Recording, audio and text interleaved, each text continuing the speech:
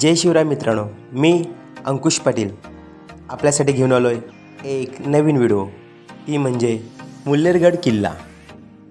मित्रांनो, मुल्हेरगड किल्ला ट्रेकसाठी आपल्याला सर्वप्रथम नाशिक येथे यावे लागेल व नाशिक बस डेपोतून आपल्याला सटाणा जाणारी बस पकडावी लागेल आणि सटाणावरून आपल्याला ताहाराबाद येथे यावे लागेल।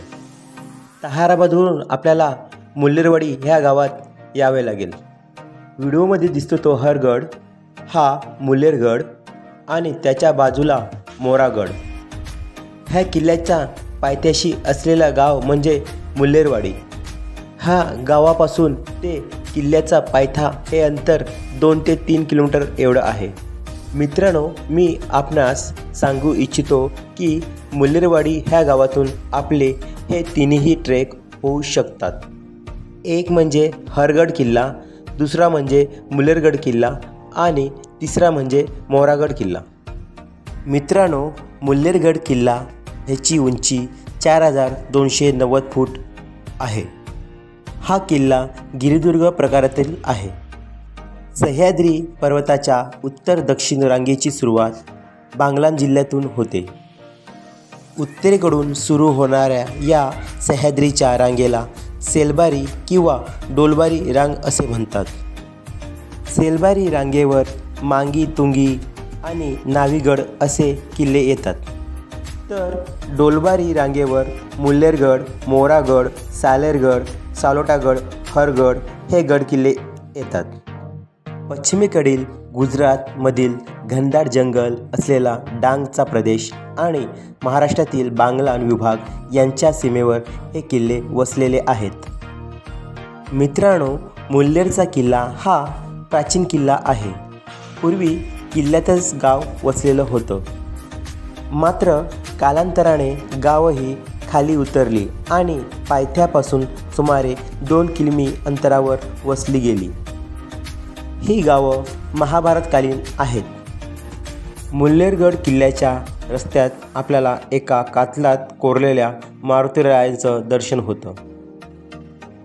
मुल्हेरगड किल्ल्यांचे प्रवेशद्वार आजही सुव्यवस्थित आहेत।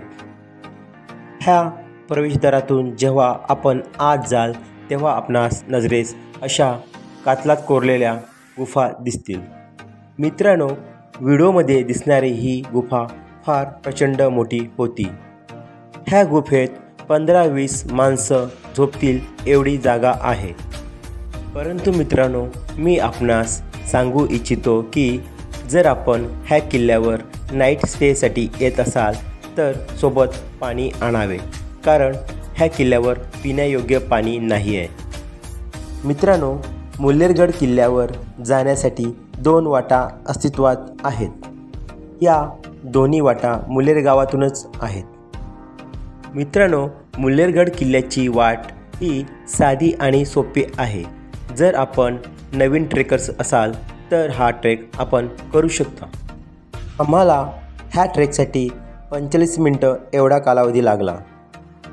मित्रांनो, मी आपणास माहितीसाठी सांगू इच्छितो की ह्या मुल्हेरगड किल्ल्यावर पाण्याचे टाके भरपूर आहेत, परंतु मित्रांनो हे पाणी पिण्यायोग्य तरी नाही आहे। मित्रांनो, आम्ही सकाळी 8 वाजता हरगड हा ट्रेक चालू केला होता। हा ट्रेक कंप्लीट झाल्यानंतर आम्ही नंतर मुल्हेरगड किल्ला हा ट्रेक सुरुवात केली। मोरागड आणि मुल्हेरगड ह्या 2 किल्ल्यापेक्षा हरगड किल्ला हा थोडा रिस्की आहे। मुल्हेरगड किल्ल्यावर असलेलं हे प्रवेशद्वार आजही चांगल्या अवस्थेत आहे।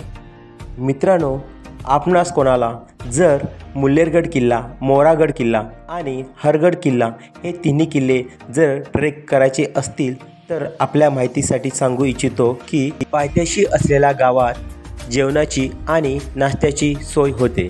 नाश्त्याचे चार्जेस एक व्यक्तीचे 50 रुपये आहेत, तर जेवणाचे चार्जेस हे 100 रुपये आहेत। तसेच ह्या मुल्हेरवाडी गावात असलेलं उद्धवजी महाराज ह्या मंदिरात आपली झोपायची सोय होईल। मित्रांनो, मुल्हेरगड किल्ला हा माझा संपूर्ण बघून झाला आहे। तत्पूर्वी मी आपली रजा घेतो। मित्रांनो, मी दिलेली माहिती आपणास आवडली तर माझ्या व्हिडिओला लाईक, शेअर आणि माझ्या चॅनलला सबस्क्राईब करायला विसरू नका. धन्यवाद.